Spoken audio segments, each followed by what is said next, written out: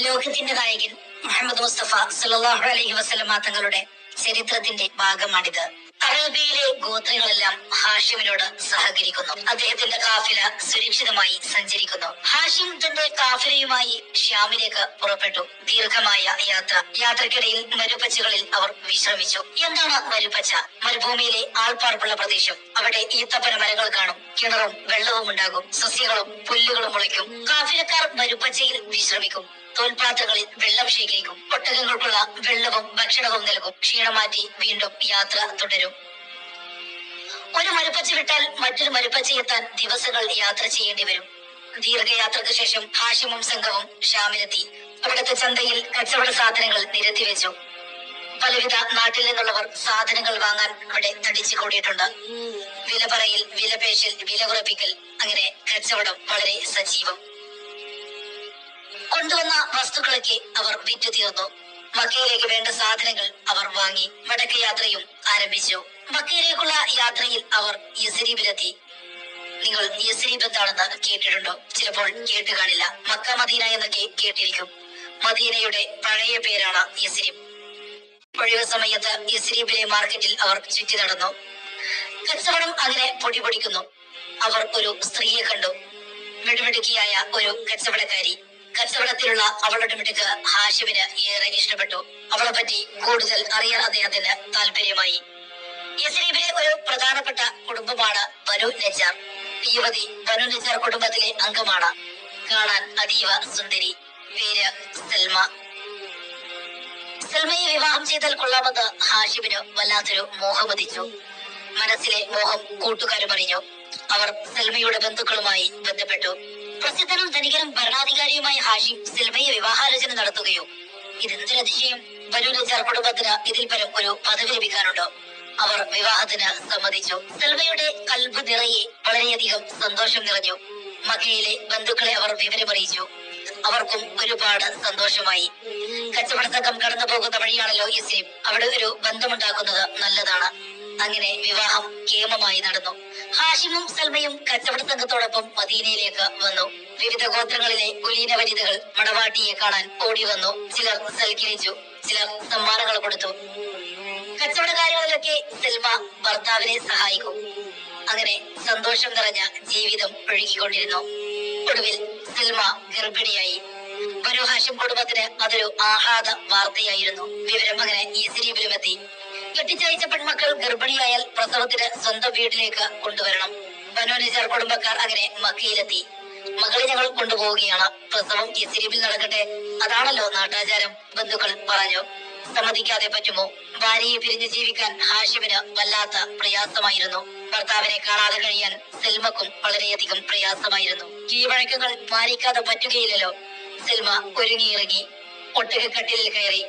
സൽമയുടെ വെളുത്ത മുഖത്ത് ദുഃഖത്തിന്റെ നിഴൽ. കരിമീൻ കണ്ണുകൾ നിറഞ്ഞൊഴുകി. ഹാഷിമിന്റെ നയനങ്ങളും നിറഞ്ഞുപോയി. അങ്ങനെ ഒട്ടകങ്ങൾ നടന്നു നീങ്ങി. സൽമ ഹാഷിമിന്റെ കണ്ണിൽ നിന്നും അകന്നകന്നു പോയി. സൽമ പോയതോടെ ഹാഷിമിന്റെ ഉത്സാഹം വളരെയധികം കുറഞ്ഞു വന്നു. വിരഹത്തിന്റെ ദുഃഖം അദ്ദേഹത്തെ വല്ലാതെ തളർത്തി. ഏതായാലും വെറുതെ ഇരിക്കാൻ പറ്റില്ലല്ലോ. എന്തെല്ലാം കാര്യങ്ങൾ നോക്കണം. ഹാഷിം തന്റെ ജോലിയിൽ മുഴുകി.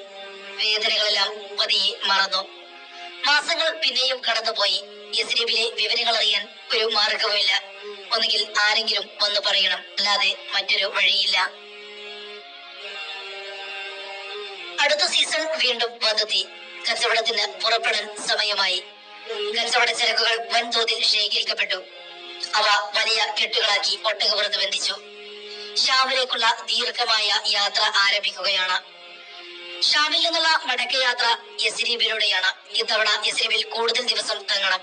സൽമയുടെ വീട്ടിൽ താമസിക്കുകയും ചെയ്യാം. അവളെ കാണാൻ കണ്ണുകൾ വല്ലാതെ കൊതിക്കുന്നു. അവൾക്ക് നൽകാൻ ഷാമിൽ നിന്നും ഒരുപാട് സമ്മാനങ്ങൾ വാങ്ങണം. അങ്ങനെ ഷാമിലെത്തി. കച്ചവടം നന്നായി നടന്നു. ഒരുപാട് ലാഭവും കിട്ടി. പല സാധനങ്ങളും വാങ്ങി. ഇനി മടക്കയാത്ര. യസ്രീബിൽ പറഞ്ഞെത്താനുള്ള ഹാഷിമിന്റെ ആവേശം. ഒട്ടകത്തിന് വേഗം പോരായെന്ന് ഹാഷിമിന് തോന്നി തുടങ്ങി. യാത്രക്കിടയിൽ ഹാഷിമിന് വല്ലാതെ ക്ഷീണം അനുഭവപ്പെട്ടു. കാഫില യാത്ര നിർത്തി. രോഗം പതിയെ കൂടി വന്നു. മരുന്നുകൾക്കും പരിചരണങ്ങൾക്കും ഒരു കുറവുമില്ല. രോഗം കൂടുന്നതേയുള്ളൂ. എല്ലാവരും വളരെയധികം വെപ്രാളപ്പെട്ടു. വളരെയധികം ആശങ്കയിലായി. ഒടുവിൽ മക്ക പട്ടണത്തിന്റെ മഹാനായ നേതാവ് ഈ ലോകത്തോട് വിട പറഞ്ഞു. ബഹുമാനനായ ഹാഷിം മരണപ്പെട്ടു. മയ്യത്ത് നാട്ടിലെത്തിക്കുക എന്നത് അത്ര എളുപ്പമുള്ള കാര്യമല്ല. അതുകൊണ്ട് തന്നെ ആ നാട്ടിൽ തന്നെ ഹാഷിമിനെ അവരടക്കി. യസ്രീബിൽ സൽമ ഭർത്താവിനെ കാത്തിരിക്കുന്നുണ്ടായിരുന്നു. കാണാതായപ്പോൾ ഒരുപാട് കരഞ്ഞു. അങ്ങനെ സൽമ ഒരു ആൺകുഞ്ഞിനെ പ്രസവിച്ചു. നല്ല അഴകുള്ള കുട്ടി. കുഞ്ഞിന് ഷെയ്ബത്തുൽ ഹംദ എന്ന പേരിട്ടു. ഷെയ്ബ എന്ന അവനെ ആളുകൾ വിളിച്ചു. ഒടുവിൽ സൽമയുടെ കാതിലേക്കും ആ ദുഃഖവാർത്തയെത്തി. തന്റെ പ്രിയ ഭർത്താവ് ഈ ലോകത്തോട് വിട പറഞ്ഞിരിക്കുന്നു. ഹാഷിം ഇനി ഒരിക്കലും തന്നെ കാണാൻ വരില്ല. തന്റെ ഓമന മകനായ ഷെയ്ബയെ കാണാനും അദ്ദേഹം വരില്ല. സൽമയുടെ വെളുത്ത കവിളുകളിലൂടെ കണ്ണുനീർ ചാലിട്ടൊഴുകി. കുഞ്ഞുമോനെ മാറോട് ചേർത്ത് പിടിച്ച് സൽമ പൊട്ടിക്കരഞ്ഞു. മക്ക പട്ടണത്തിൽ ശാന്തിയും സമാധാനവും നിലനിർത്താൻ ഹാഷിമിന് കഴിഞ്ഞിരുന്നു.